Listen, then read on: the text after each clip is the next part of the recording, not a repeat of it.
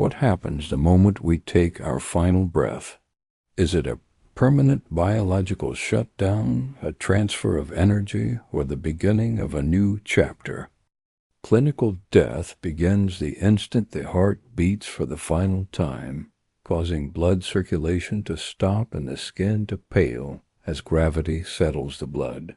Despite this silence, the brain often continues to function for several minutes, experiencing a final surge of electrical activity known as spreading depression. This brief neural window may explain the vivid light or memories reported by those resuscitated from cardiac arrest. It serves as the mind's last frantic attempt to process its existence before the neurons permanently shut down. Shortly after death, the metabolic fires are extinguished, and the body undergoes rigor mortis, cooling down to match the surrounding temperature at a predictable rate. As this occurs, a lack of ATP production triggers rigor mortis, a chemical change that causes muscles to lock and stiffen. This rigidity usually starts in the facial muscles before spreading to the limbs, turning the body into an inanimate object. This stiffening phase lasts for roughly a day before the tissues begin to break down and soften once more. Once the immune system is no longer active, the bacteria that once lived harmoniously in the gut migrate to digest the body from the inside out. This process releases gases that cause significant bloating and discoloration, marking the beginning of biological reclamation. Rather than being purely gruesome, this breakdown is a natural recycling event where organic matter is returned to the earth. The vessel that once held a personality is ultimately repurposed as food for the microscopic world.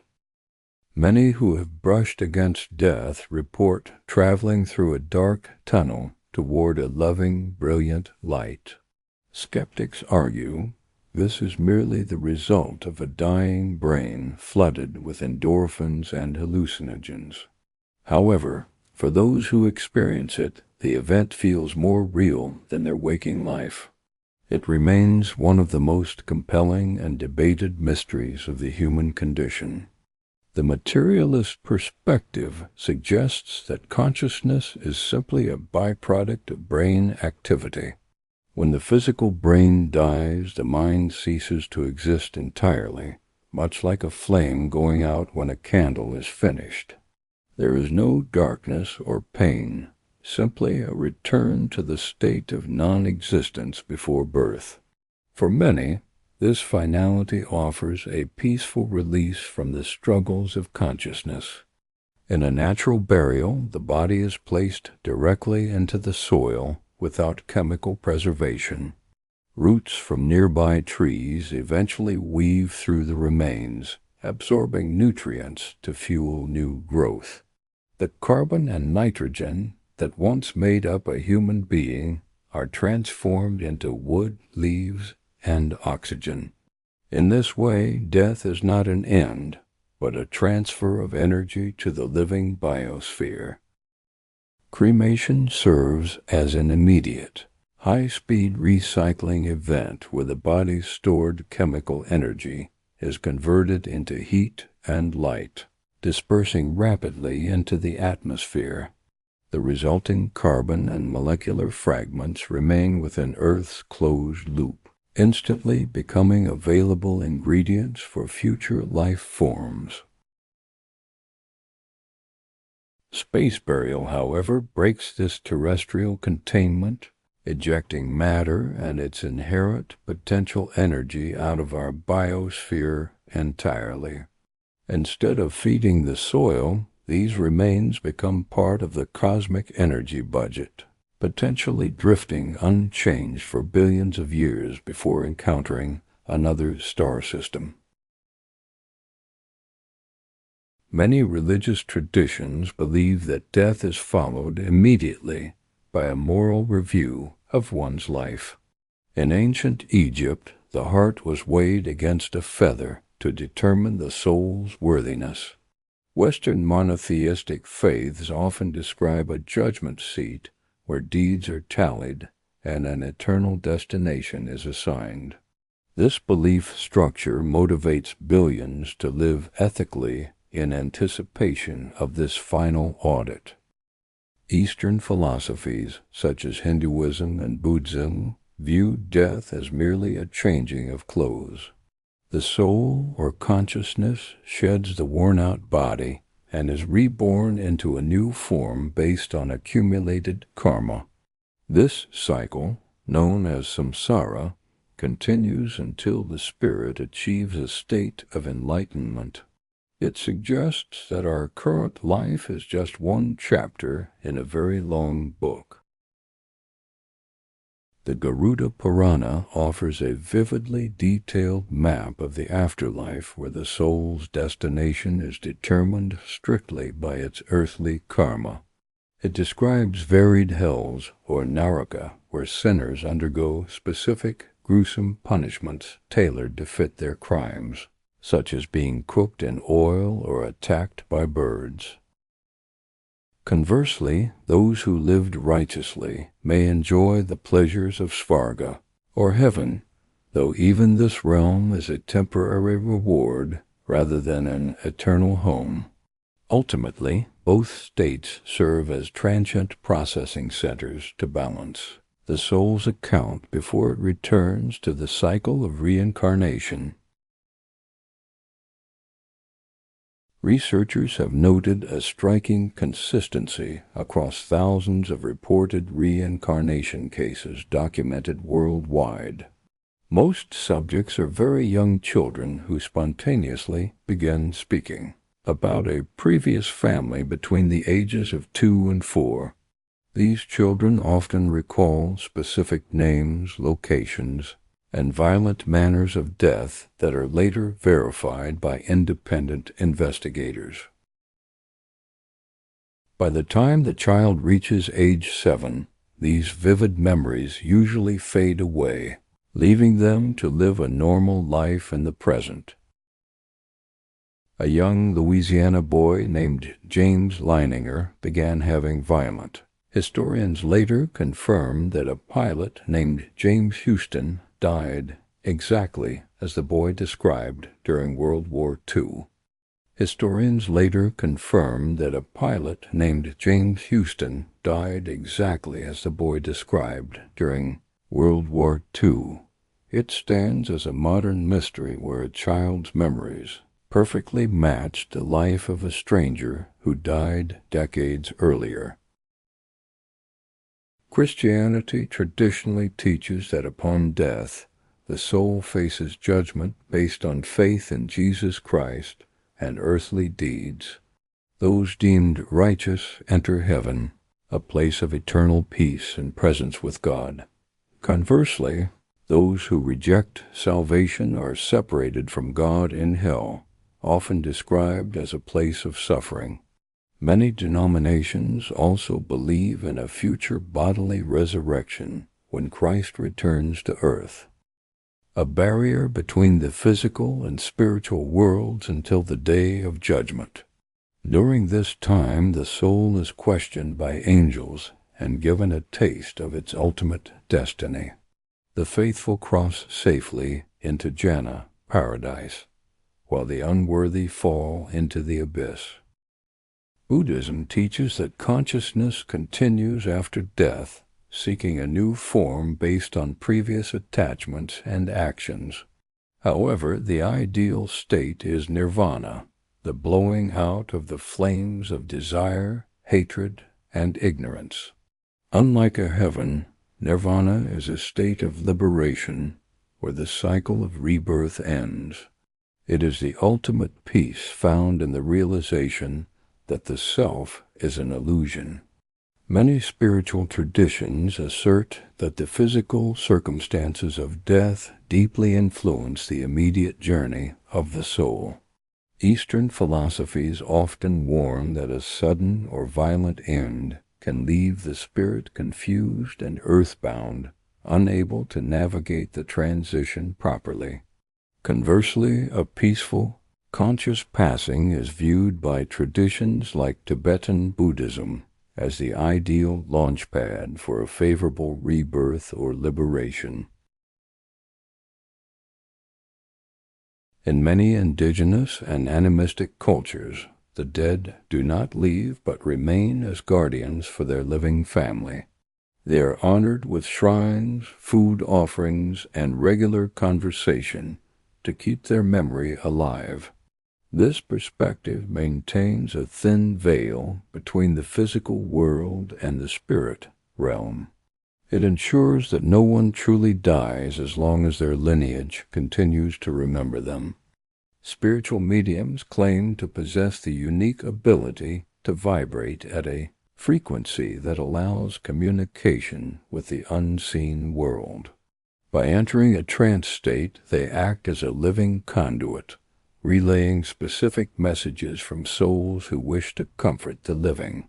Skeptics often dismiss these interactions as cold reading or psychological projection, arguing there is no empirical evidence for such contact. Yet for those who hear a secret phrase or memory known only to the deceased, the experience offers undeniable proof of the soul's survival. Traditionally, ghosts are viewed as the restless souls of the dead who, burdened by trauma or unfinished business, remain stranded between worlds. However, alternative theories suggest these apparitions might simply be recordings of intense past emotions imprinted onto the environment rather than conscious spirits. Science challenges these supernatural explanations entirely, arguing that hauntings are often tricks of the mind caused by phenomena like low-frequency sound waves or sleep paralysis. Regardless of their origin, ghosts persist in human culture as powerful symbols of the grief and mystery surrounding what happens after we die. Hindu texts depict the afterlife not as a fixed state, but as a critical transition where a soul evolves from a potentially restless ghost into a revered ancestor. Without proper funeral rites, the soul lingers as a preta, causing strife and misfortune for the living due to its own confusion and unfulfilled desires. Conversely, when descendants perform the necessary rituals to honor the departed, the spirit transforms into a pitru, a benevolent guardian who blesses the family line with protection and prosperity. Thus, the influence of the dead is determined by the actions of the living. They are helpful allies when respected, but harmful burdens when neglected. Some physicists argue that information, specifically the quantum state of our atoms, cannot be destroyed. If this is true, the precise blueprint of who we are remains woven into the fabric of the universe forever. While this doesn't guarantee a conscious afterlife, it suggests our existence leaves an indelible mark on reality. We are permanent data entries in the cosmic ledger. The first law of thermodynamics states that energy cannot be created or destroyed, only transformed. The bioelectrical energy that powers our nervous system must go somewhere when we die. Whether it dissipates as heat or joins the background energy of the universe is a matter of debate. Scientifically speaking, the spark of life never disappears. It just changes form.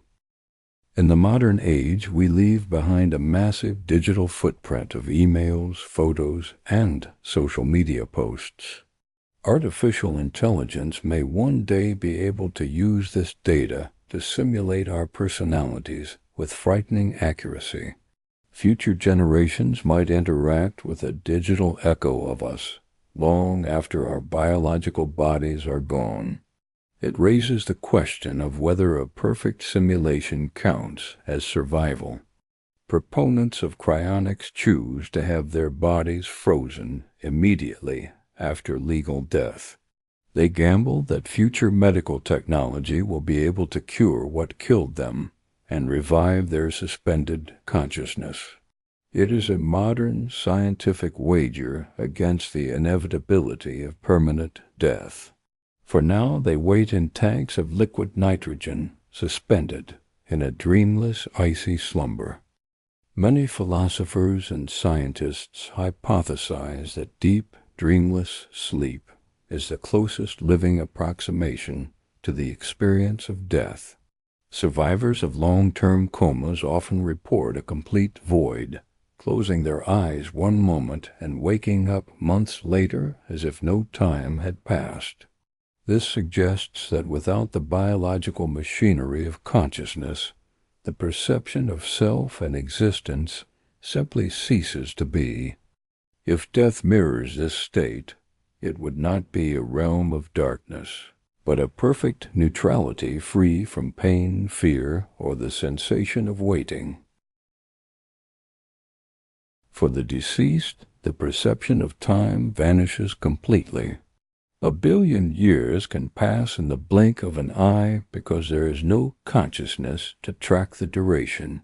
If the universe eventually restarts or cycles, the dead would arrive at that moment instantly. The gap between death and whatever comes next, no matter how long, feels like 0 seconds. Albert Einstein famously illustrated relativity by noting that a minute sitting on a hot stove feels far longer than an hour spent with a loved one. When the mind is flooded with dopamine during moments of intense joy, the brain stops tracking the clock, causing hours to vanish instantly. In sharp contrast, trauma and physical suffering force the consciousness to hyper-focus on every millisecond, stretching a brief event into an eternity. This elasticity suggests that time is not a rigid external cage, but a fluid experience shaped entirely by our perception. For dead there is no perception and time does not exist. Ultimately, despite our science, theology, and philosophy, death remains the singular great unknown. It is the one horizon that every human being must eventually cross alone. This mystery drives us to create art, love deeply, and cherish the time we have. The uncertainty of what comes next is what gives our current life its precious value. If energy cannot be destroyed, then neither can you, only transformed. We may be biological machines powering down, or we may be data uploading to a cloud we cannot yet comprehend. In the end, death might just be the waking up from a very long, very vivid dream. The screen may go black, but the player is still there. This is mind, soul, and reality. See you in the next mystery.